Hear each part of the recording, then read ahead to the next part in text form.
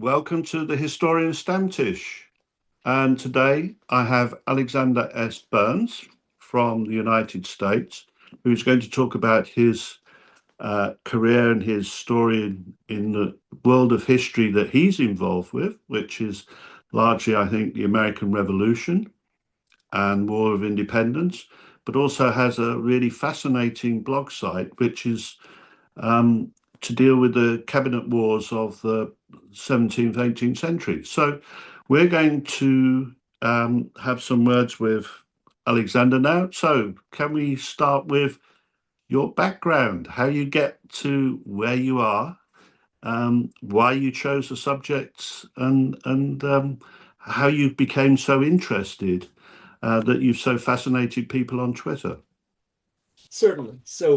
I'm from what we call the Midwestern part of the United States, specifically from the state of Indiana. And I was uh, homeschooled all the way through my sort of primary and secondary education.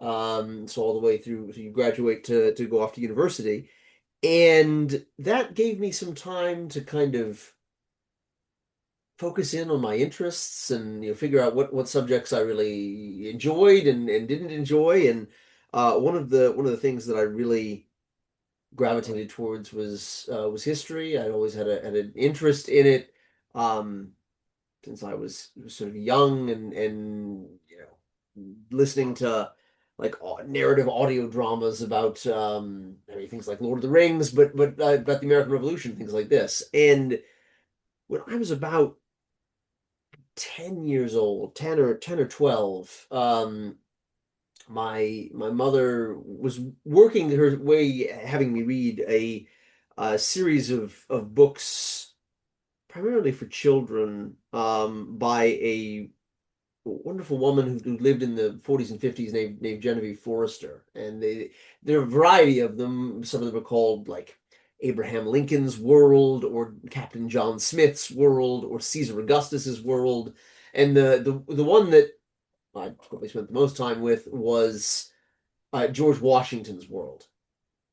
And I thought the parts about Washington were fun, but the parts about Frederick the Great of Prussia, I thought, oh my goodness, I have to have more of this.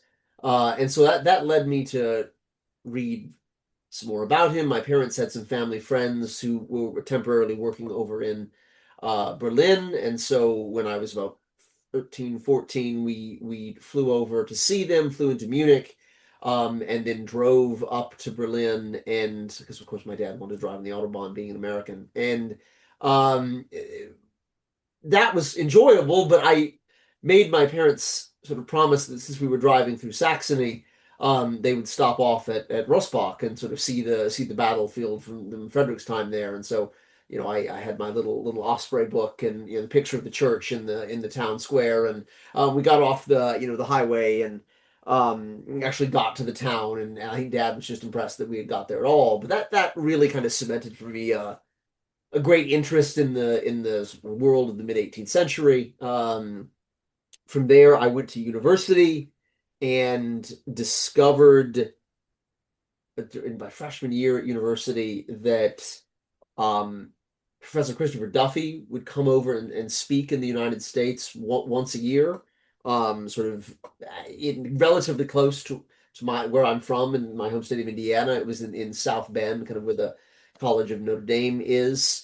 And so I managed to convince my father and my uncle and my cousin that we should all sort of trek up and see Professor Duffy speak, and did that. And of course he was a very kind and welcoming man, and really encouraged me to sort of go on and do academic study.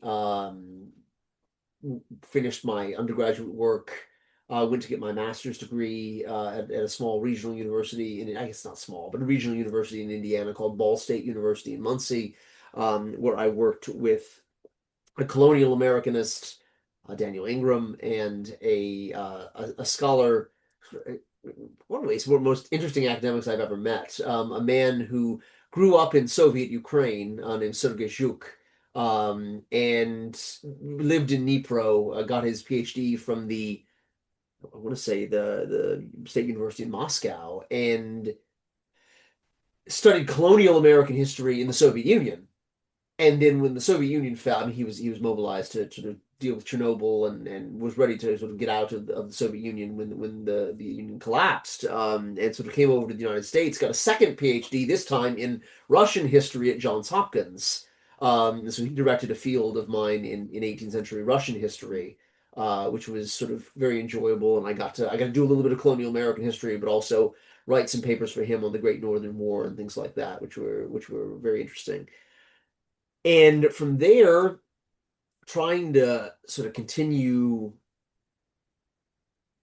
studying both Europe and the Americas and British experience in my PhD, I ended up going to West Virginia and working with a wonderful scholar of North Germany, specifically who focused on the city of Hamburg, Catherine Ossestad, and she was really wonderful. There were some other scholars who focused on the colonial America, the British Empire, who I worked with as well. But Catherine was a just a really great. I mean, so many historians are brilliant, but I've been very fortunate that both Catherine and Christopher, Professor Duffy, were very kind, and very nice folks to work with. And so as a result of that, um, sort of wrapped up my PhD in 2021. I taught for a year at West Virginia University as sort of a stopgap because my advisor Catherine passed, and she needed someone to fill in her classes after she had passed away. And so from there, I went to the academic post that I have now, which is my friend Jonas from Munich says I'm on the Ohio Grenze, so like on the borders of Ohio and West Virginia. But I live in West Virginia, and I drive over into Ohio to work every day at a small Catholic university in Eastern Ohio called Franciscan University of Steubenville, and that's where I am now. And there's a link, surely, between your interests and Steubenville, being that you tend to wear his uniform every now and again. Is that right? Yeah, I think one of the reasons why I was hired was I know a bit about the mascot, so that's quite nice. But yeah, I will do children's programs at there's a local, Fort Steuben, a historic site, and then for local schools in the area, I'll go down and dress up as. And of course, he would take issue with us saying Baron von Steuben. Of course, it's Baron de Steuben. He Yeah. prefers yeah as opposed to the von. But it's a lot of fun, and kind of allows me to um, take something that I'm passionate about that's kind of relevant to the local community, and talk to kids about what he did in the Revolutionary War. So, do you teach Revolutionary War at the university, or Mm. are you as well? Oh, indeed, yeah. So I'm there are five historians in the history department, one of whom is permanently posted to our satellite campus in Austria. But I'm the only American focused historian, which is odd because I wrote my dissertation kind of half on the British Army in North America, and also half on what the Prussians were doing over in Europe. So I teach a variety of classes. For right now, this semester, I'm teaching five courses: a course on historical methods, so training undergraduates how to sort of research and write. And over here in America, of course, we prioritize the Chicago Manual of Style, sort of teaching them to do things along with that. Um, I'm teaching right now a class on World War II, a class on the history of Ohio, which is for our education majors mostly, and then courses on just surveys of the first half and second half of U.S. history, to the American Civil War, and then from the American Civil War up to the present. But yeah, I once every 3 or 4 semesters, I'll teach a course on the Revolutionary War. I also teach classes on the colonial period, say what the Spanish and French and British empires are doing in America up to the 7 Years' War. Um, Courses on the Cold War, that kind of thing. They keep me moving because I'm the only American historian here. There's great need to teach courses. So I found the history curriculum as described at the university website quite interesting because am I maybe I was mistaken, but the courses for undergraduates include philosophy, natural science, Hmm. um, Catholic traditions, maths, economics, literature, and theology. Hmm. I mean, there's not many undergraduates in Britain, I don't think, will go through that kind of mix.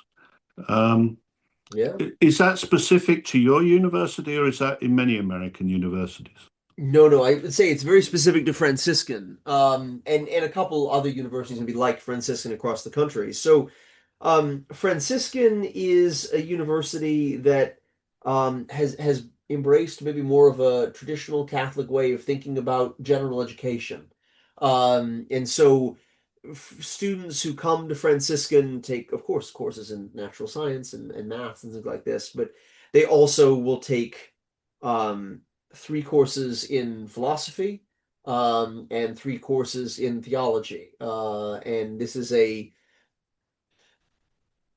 the goal is to create sort of American Catholic citizens who are well-rounded and can kind of think about, philosophy, think about theology, think about history. I mean, we have two courses in history that they're required to take as part of this core as well. Um, it's a way of trying to maybe answer the question of what is a Catholic liberal arts education look like? And so, as opposed to university curriculum that say you encounter in the United Kingdom or in Germany or Poland, where I spent some time, I would say it's pretty wide ranging. You don't specialize early. There's a sort of a great deal of different subjects that even as someone who's sort of going off to university that you end up focusing on. And we kind of view that as a strength. The goal is to turn out people who can think about um, say the world and government and their what they think about the universe in sort of a holistic way. It's one of the I guess you could look at it as being one of the more odd aspects of Franciscan, but it's certainly something that the university prides itself on. I didn't find it alien as perhaps many people would think going from into a Catholic environment. What I thought was it was more complete. I mean, you use the term more rounded. Yeah. It just struck me as a more complete education. Um, I myself in the UK had to do different things to get to a more closer situation to yourself, like doing business and economics and mathematics, and on another side doing history and politics. And of course, that was it. It was all in process and pieces and different levels of career. But here you seem to be generating a situation where the young person is coming out with infinite choice of where to go next. Yeah, it's sort of interesting. I mean, you don't immediately think of this sort of thing for folks who are, studying history, at university level, but some of our successful graduates go off to work in, say, like the FBI or, different fields across the country. A lot of them go into Washington to work at like think tanks or something like this. And so I think there is I mean, it's a very unique university in many ways. I mean, one of the reasons, besides the fact that I dress up like the mascot, one of the other reasons I was hired there is about 20% of the students are homeschooled, or 25%. So one in five, one in four students are homeschooled. I mean, that's an experience that kind of I went through, and so I know a little bit about more of where they're coming from. Um, Trying to prepare students who are maybe coming from a background like that where they we're trying to form them holistically to sort of prepare them to go out and succeed in their careers in their lives generally. It's something that Franciscan tries to, I guess you'd say, pride itself on in this holistic or this rounded approach. Yeah, absolutely. So let's go back to you. Do you see yourself as a war and society type person, or are you a military history person? I ask you that question because obviously, there's so much Yeah. debate about that amongst us. Yeah, that's a really good question, Philip. I like to think I'm someone who can kind of do both. Certainly when I was getting my PhD, if you had asked me the question, I would have very much said war and society because that's because my advisor Catherine did. She was very focused on things like what does it mean to be a wartime citizen in a merchant republic like Hamburg? And so trying to answer these questions. I mean, I looked at in my dissertation, of course, common soldiers and their letter writing across European armies in the 18th century. Um, I would say that was more War and Society than my first book, which is,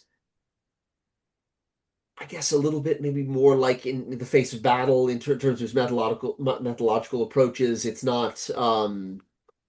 certainly not a standard military history. I mean, I'm looking at psychology, looking at ideas about like negotiated authority between officers and enlisted men. Um, but it is very much focused on the world of battle, and it's not really that apologetic about being focused on the world of battle. So in that ways, I mean, I guess you could read it and say, oh, it's more of a military history than a war and society project. But in terms of what I think but I like reading about it in my spare time. I think I'm more of a war and society person. I love the stories of kind of the common soldiers and the enlisted men in the 18th century, and their experiences and sort of peasant classes they were drawn from, how that shapes their service. One of the projects that I meant to have in my dissertation, I took a lot of the archival photographs and research for this at the Brandenburgisches Landeshauptarchiv in Potsdam-Gulm, is looking at soldiers' petitions, men in the Prussian army who they're common soldiers in the army and they want to get married and sort of set themselves up as head of households. So they're petitioning the king for the ability to become a budne, a certain class of kind of like lower class peasant in Prussia at this time. That's the kind of stuff that I really love. I'm not sure there's a huge market out there for that, right? I mean, there are a lot of war gamers who are interested in how battle works. That was in many ways kind of who I was targeting with this book that came out in January, Infantry in Battle. Um, Frequently my wife, who is always encouraging me to sort of publish more and continue to advance my career, will say, no, we don't need to go more niche. Stop looking at these incredibly niche things with your topics. We want you to focus on something that's relevant. And so my next book is focusing on George Washington and the Continental Army, which is a bit more, in the public mind than what specific class of peasant the ordinary Prussian soldier was drawn from in the 18th century. But in terms of kind of what I love to read about and what kind of makes me tick, I think it's hard to get away from these more war and society questions. But people could look at what you do in terms of your rapid firing with a musket and your dressing up in uniform. They'd get the impression that military history was more dominant. And of course, you have wargaming, 7 Years' War. I do, I Who do, do, yeah. who doesn't do 7 Years' War? Just to make the point, because I do as well. But Very good.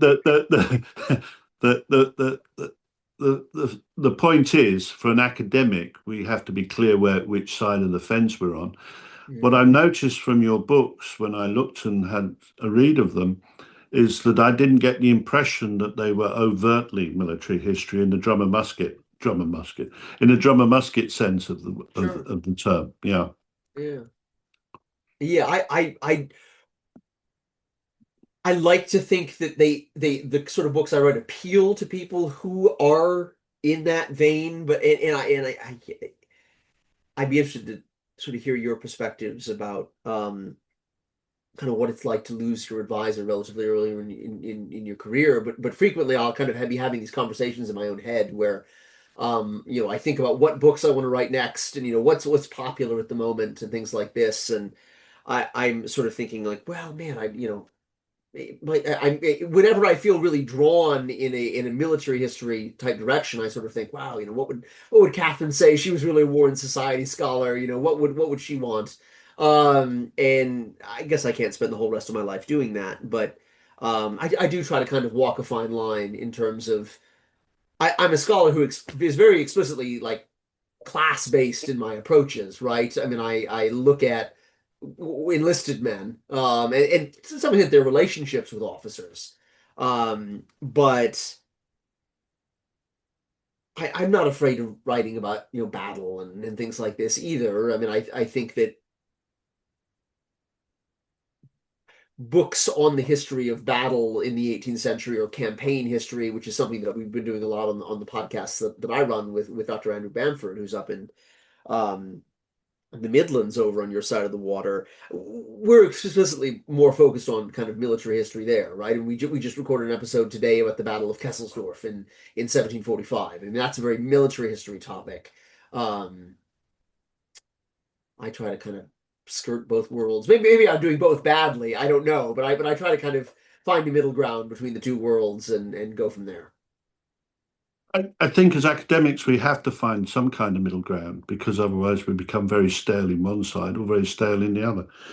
Um, Christopher Duffy, he was quite influential in my career. I mean, Frederick the Great's army was on my university reading list back in 1979, 80 when I studied under John Gooch, who you may or may not be aware of.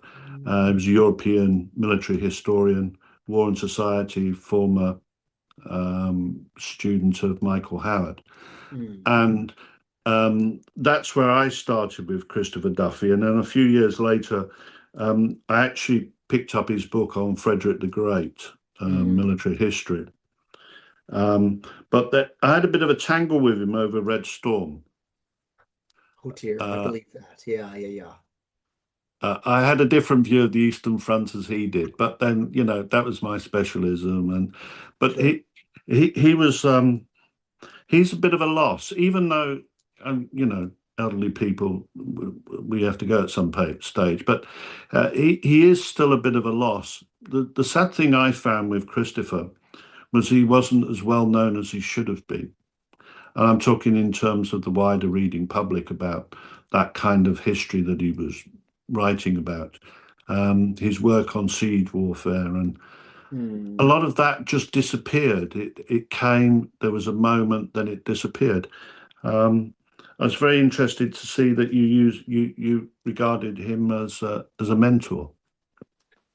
Yeah, I mean he wrote the letters of recommendation that helped get me into graduate school. I mean I did a number of kind of archival research projects for him over here on this side of the water. There were in the course of the Second World War, our GIs captured some stuff from the various archives in Germany and kind of brought it back over here. And so the papers of um, Prussian officers like Hans Karl von Winterfeldt and August Wilhelm von Braunschweig-Bevern. They're actually here in the States. We've got them on microfilm accessible now, and I do think maybe the originals have been returned to Germany, but I don't know if those are accessible to the public.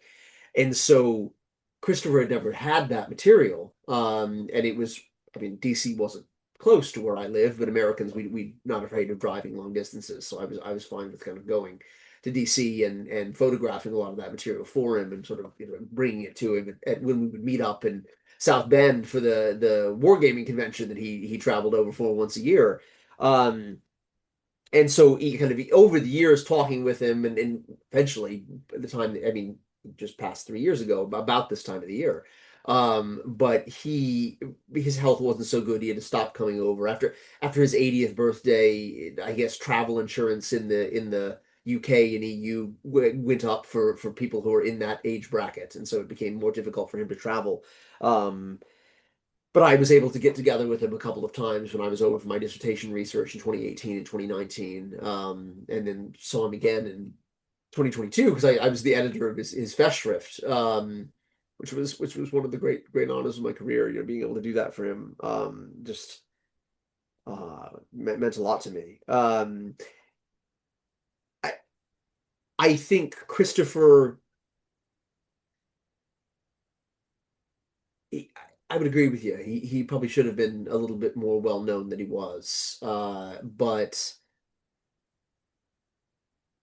I think for a variety of reasons, that when we think of the big names at Sandhurst and kind of in the milieu of British military history in the 80s and 90s, I mean, people like Keegan and Chandler and you know Holmes. Holmes, exactly. Right. I mean, they're who we think of. We don't really think of Christopher as much. Um, it- the, I don't know that that sat poorly with him. And honestly, I don't know that any of it sat poorly with him. I mean, he was in many ways he kind of wore his mantle pretty lightly, which I found pretty attractive in terms of his personality and the type of man that he was. I do think that at times it irked me that ideas that Christopher very clearly came up with were sort of co-opted by other scholars, maybe more famously, and kind of put in their work. And not trying to throw anyone under the bus here, but I can think of two really clear examples where Christopher puts forth an argument about the nature of siege warfare and European colonial expansion in his books on siege warfare, and then also his ideas about what does the pan-European culture, military culture of the 18th century, what he calls military Europe, what does that mean? Um, he puts forth these ideas, and other scholars kind of latch onto and claim them as their own without much citation to him. That seems. I mean, it's a tough field, and you got to do what you got to do to get your name out there. And obviously, Christopher he published a lot of books and published widely. I'd be very interested to see the tangle you got into over Red Storm on the Reich. He was not afraid to publish outside his wheelhouse, which is something I'm a bit more hesitant to do. But he certainly wasn't afraid to come back and say, I was wrong about this. I'd have another crack at this. I mean, basically, he does three versions of the Army of Frederick the Great. I mean, between the first and the second, there are major changes. Between the second and the third edition, they're just kind of cosmetic stuff, really. Um, but he also wasn't afraid to get into a tangle with people in book reviews. One of his By Force of Arms was reviewed very negatively, and he got into a real tangle sort of publicly in the comments with an American historian. So yeah, he kind of an interesting man. And I think it's relatively well known now, but he also published a couple of books on the Cold or first and second edition at least on the Cold War under an assumed name, That's right. Yeah. which was not something I really realized until sort of after I'd known him for a long time. So it's kind of interesting to see, yeah, just really the range that he was willing to publish on. What did you two disagree about in terms of Red Storm on the Reich? Just, I mean, to me, it just seemed he was out of his depth, Yeah, um, and I understood why he did it. At the time, I think it was at the time when he was secretary of the British Commission for Military History, hmm hmm and it was at the time when they could. I don't mean it in a nasty way, but yeah, many of the guys who were writing books could get away with things which they wouldn't get away with now. I don't yeah. mean that in a nasty way. It's No, not but that it's he true. wasn't Yeah, scholarly, yeah. it's just that they could go into fields hmm which perhaps, and there you go. And I Indeed. mean, it wasn't a big fight, it was just a difference of opinion. I thought he was so gifted in the other fields. I Yeah. couldn't understand why he was going into this Nazi Soviet stuff. Um, one point that I did think was that the nature of that clash, the nature of that conflict on the East, however hard you try and describe it, unless you're really into understanding the nature of that war as an racial exterminationist war, Yeah. it's Yeah. very difficult to just skim through it. I know popular writers try to do it, and it's absurd. hmm But then that's my opinion, and maybe because several of my books are locked into the Eastern Front and that kind of warfare and the kind of research that I've done is in there. But it just didn't strike me that you could write survey stuff about that kind of conflict. It was, Yeah. and I just also thought he was too gifted in other fields. So why waste your time when you know? But there you go. I Yeah. mean, that's my Yeah. opinion of things. As No, to having, I think you're very right. Yeah, I am. I've got a podcast manager named Lee Gugino who sort of helps me run the podcast. He's always like, "Why do you never write about the Civil War and World War II? Because it's not my field. It's not what I focus on." I mean, I have to teach a class on World War II, but there's a vast gulf between teaching a class to undergraduates and writing a book. Um, yeah, yeah, yeah. yeah. I mean, it's a bit like me. I mean, I've spent a lot of time reading about the war, the American Revolution, and I've been over the battlefields, but I wouldn't dream of writing a book about it and Yeah. make a fool of myself. Um, so, what I'd like to ask you now, and this is why we drifted a bit, but this is the reason why I asked you about the war and society and the military history, is the living history side of your Sure. life, the way Hmm. you're wearing the uniforms. So, Yeah. first of all, give us a kind of a ballpark figure of the cost of all of this military equipment.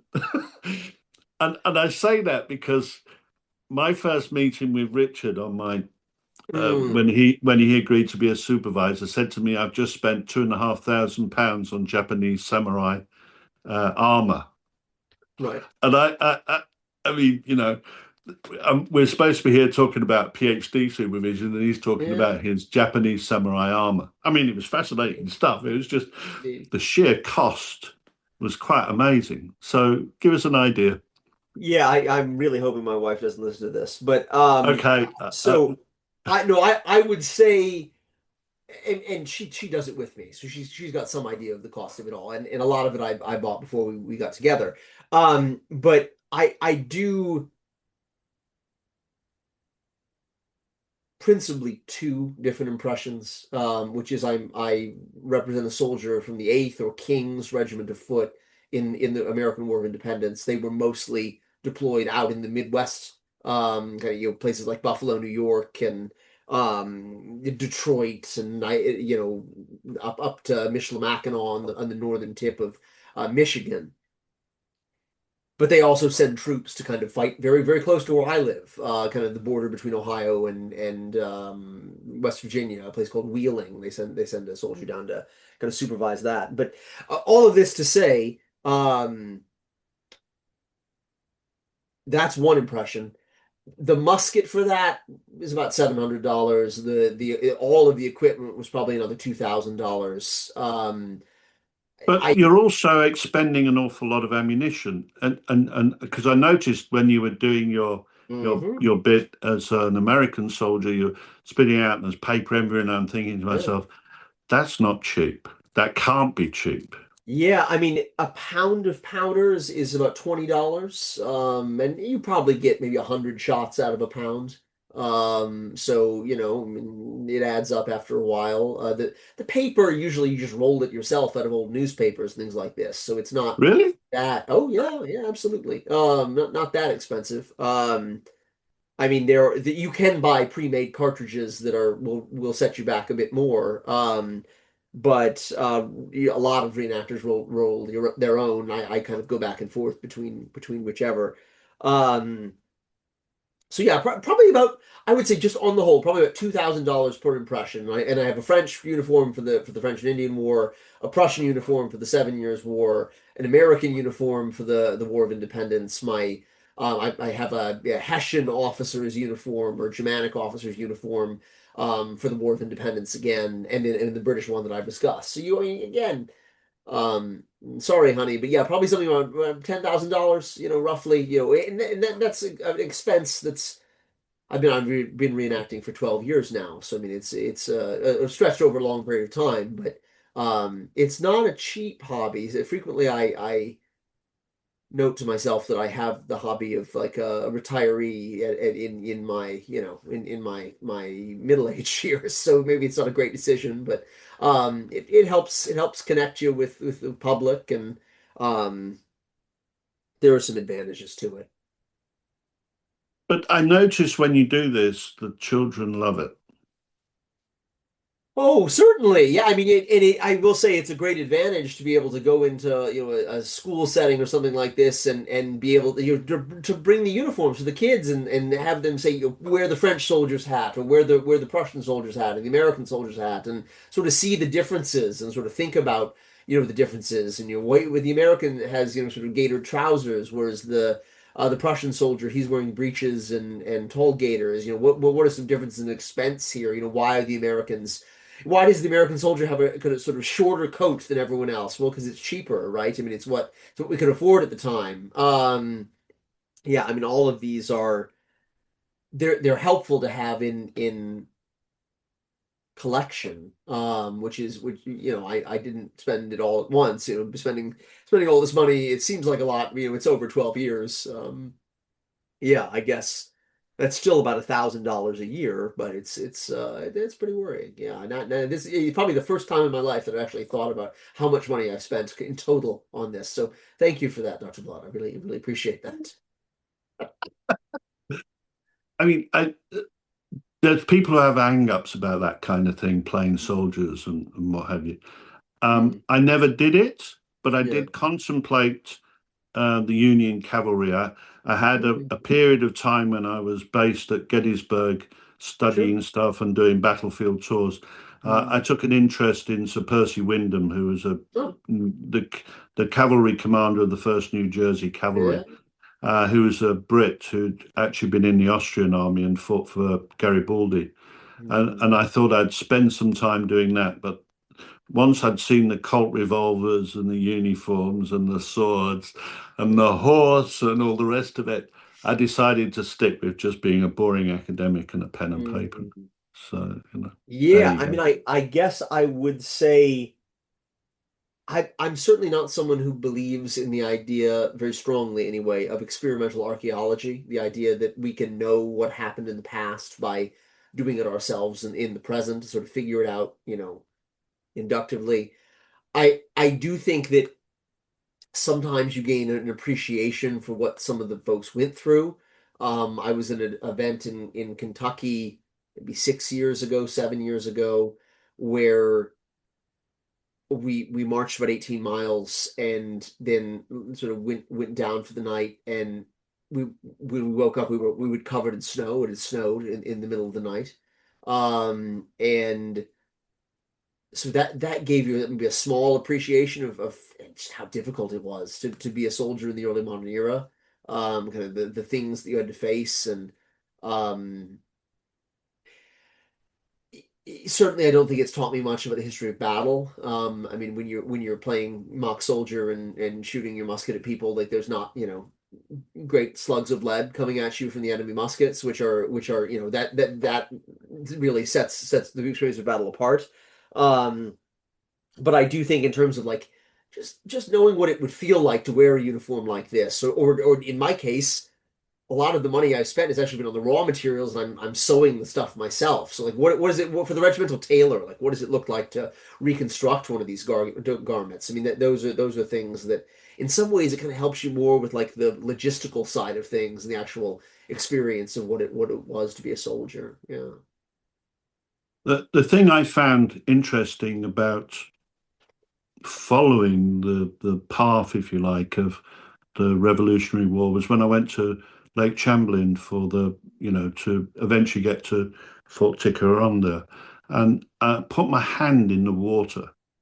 This was autumn time, and I Mm. don't think I've actually had such a cold hand ever. I mean, the sheer shock of it. Yeah. And if I'm not mistaken, there was a raid. They got into their boats and there was a raid on the fort in the early hours in the winter time. And I'm Mm. thinking, wow, that was cold. And I'm still nowhere near that winter. Yeah. And that struck me as, that other side of the story. So I'd like us to now go into that story if we can by talking about the Ken Burns series because you were tweeting heavily about it. Mm. You're in the living history side, you're in the academic side. Yeah. Um, from what I noticed from most of the criticism, it all occurred in the first 15 minutes of the first episode. Sure. And in Sure. that 50, yeah. So if I could just kind of recap of what I noticed about those first 15 minutes was there was about 6 points. Mm, Um, he started with a cite. I mean, it was a standard formula. So it was like the American Civil War, and he starts with an opening citation. This time he went with Thomas Paine. mm, Then he shifted to the Native Americans. Then he went to Benjamin Franklin and the failed first Union attempt. Then he went to the war. Then he went to the terrain. And then he went to living history. And you have that drone moment when the troops are marching into position and drones are over the top. And it struck me, I'm confused. It, it's not like the other ones where they smooth you into the story. sure. This was all a bit bitty, and it kind of stayed bitty all the way through. So that was my So, impression. yeah. Yeah, I say I just showed a bit of the 1864 episode of the Civil War series to my undergraduates in my American history course. And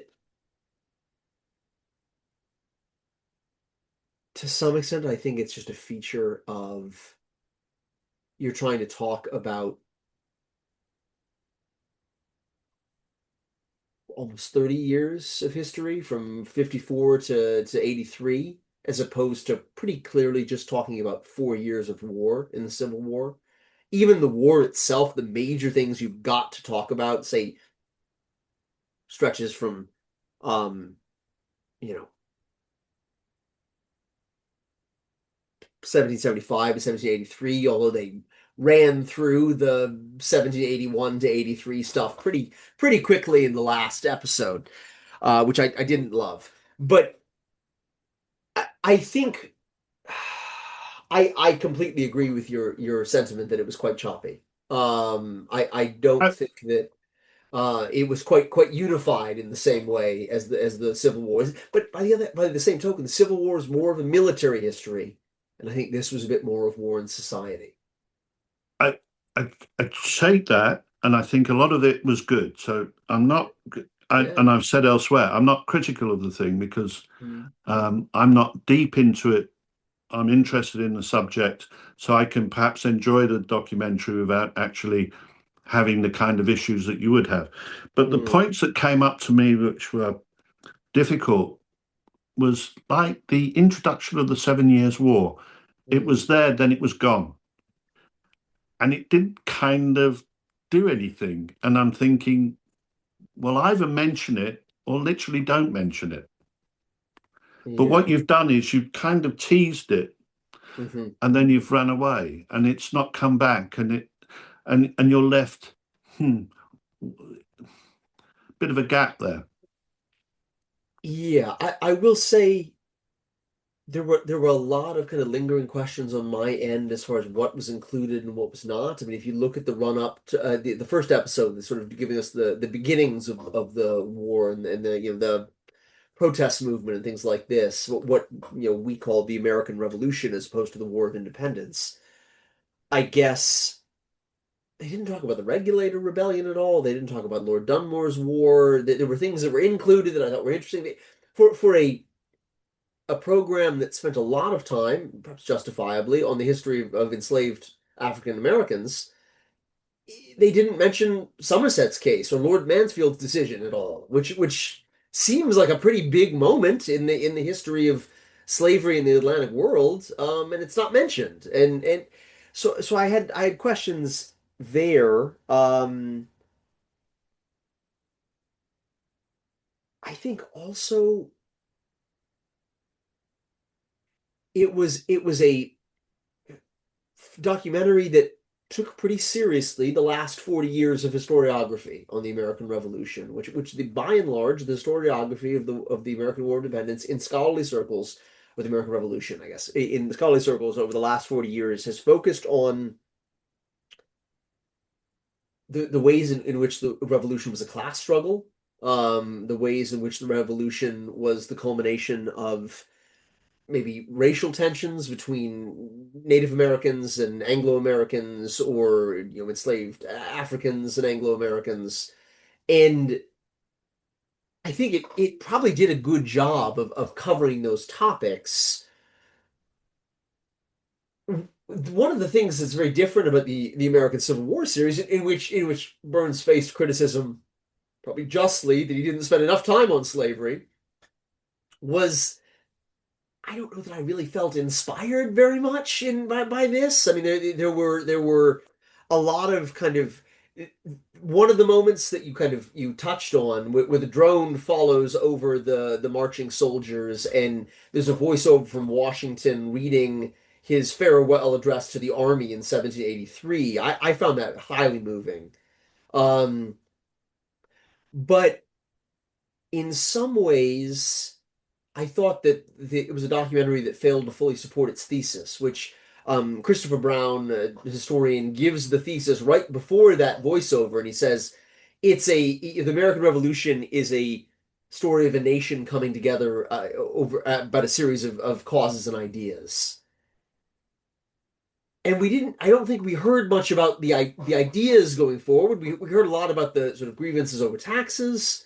We heard a lot about the sort of desire to take Native American land in the West, which that was the thing that happened. So I think the documentary was right to talk about that.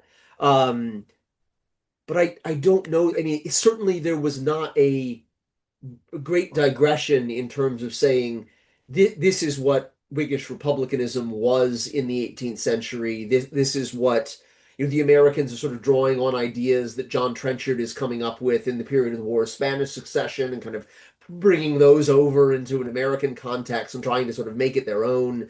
Um, there wasn't a lot of that. Um, and so I sort of felt like in many ways it was a documentary that made a huge number of compromises, and making all these compromises ended up pleasing nobody. If you're a dyed in the wool guns and trumpets sort of person, you might, and I would say wrongly, but you might ask the question, why is there so much stuff about Native Americans and slavery in this military history documentary? Well, I mean, the Sullivan campaign exists, right? Native Americans are absolutely tied up in the war.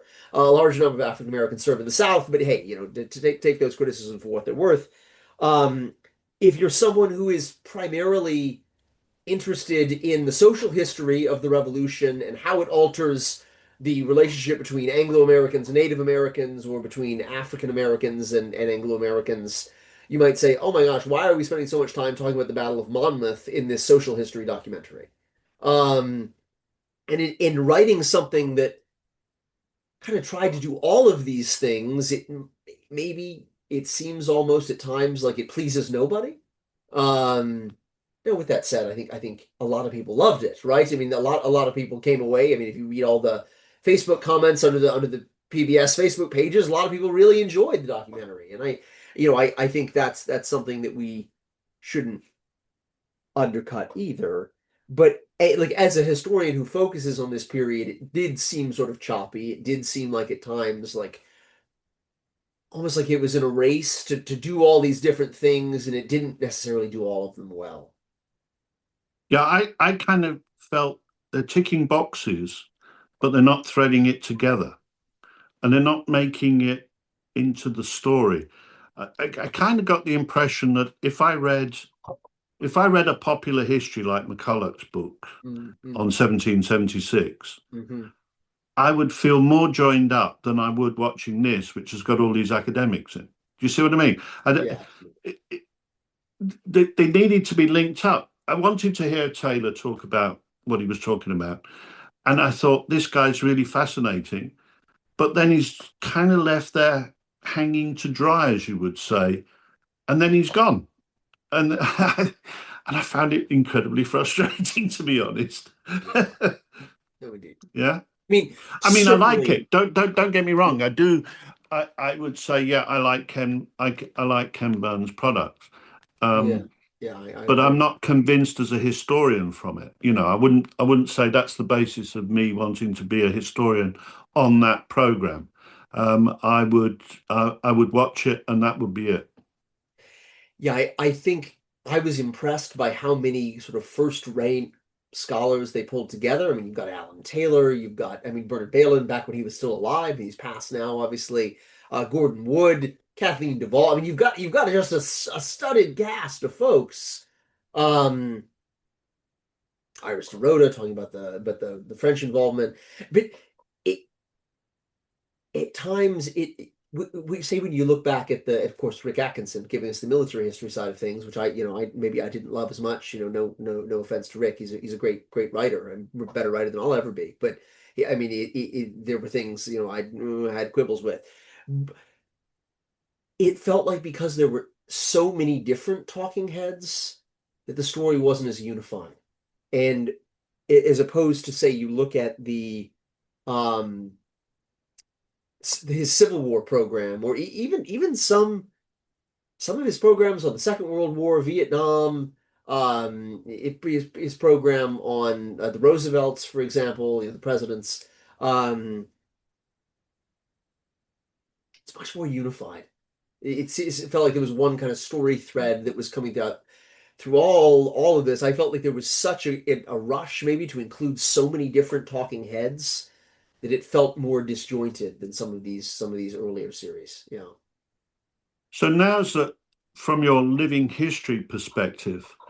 I noticed there were a few tweets you mentioned that you didn't like the way they were sloping arms, they were marching, the columns. Mm. That battle is a lot more messy and it's a lot more violent, and it's not always bayonets. And I understood your comments about Rick Atkinson. Yeah. Um, did they not try to bring living history individuals into the creation process? No, I think they did, and not an academic historian, but a popular historian who I have a great deal of respect for him, and named Don Haggist was actually involved in a lot of the process of that. I think again there were maybe compromises made that wouldn't please everyone. The thought is there aren't that many great images of the 18th century in terms of like a visually faithful depictions of what material culture and clothing were like in the 18th century. Certainly not as many as compared to, say, the photography in the American Civil War or the I mean, video and photography you have in a war like World War II with Vietnam. But the thought was we have to have so many hours of images that I mean I think and I'm not trying to throw anybody under the bus. I really did enjoy parts of the documentary, but there were images of the British Army evacuating New York City that honestly the uniforms they had on looked like where they were from the Crimea.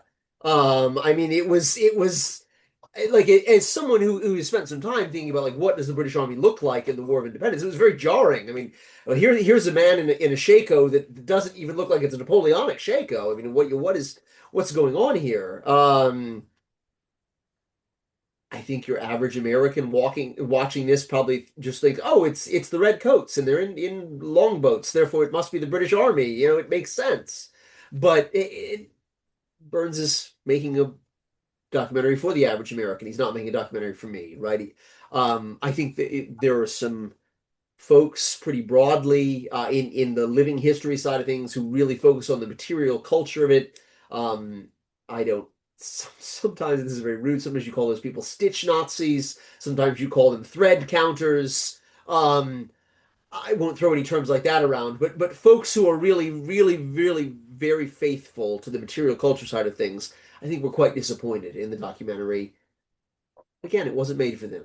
It was made for the American public as a whole and the viewing public in the world as a whole. Um, so taking out that part of my brain and kind of just enjoying it, there were not many factually incorrect statements. I mean, there were a few minor things that were actually wrong. I mean, Captain Parker, who fought at Lexington Concord, he didn't serve in the French and Indian War. It's a claim that was made in the documentary that's not factually correct. Um, but on the whole, I think it's a very moving retelling of the American story. Um,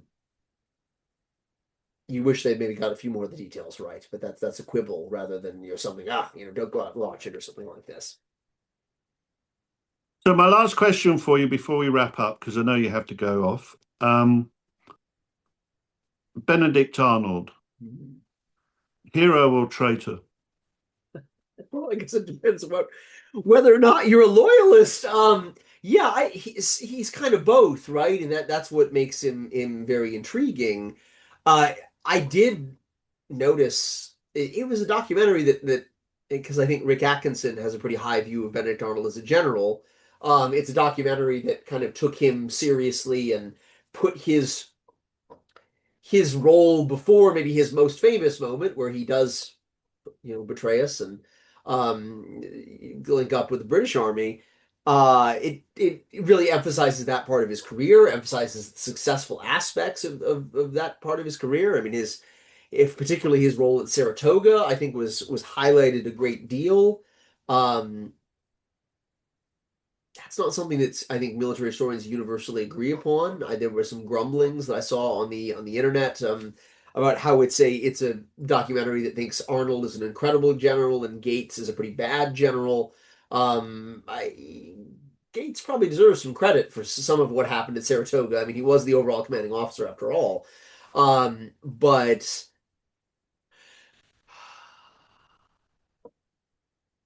yeah, I mean, to some extent, I think whether you view Benedict Arnold as a hero or a traitor kind of comes down to what you think of the American Revolution.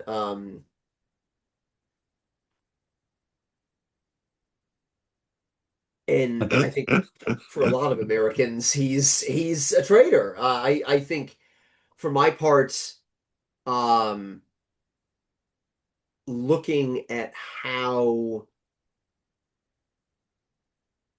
my modern kind of beliefs about sort of politics and sort of where I fit on the political spectrum.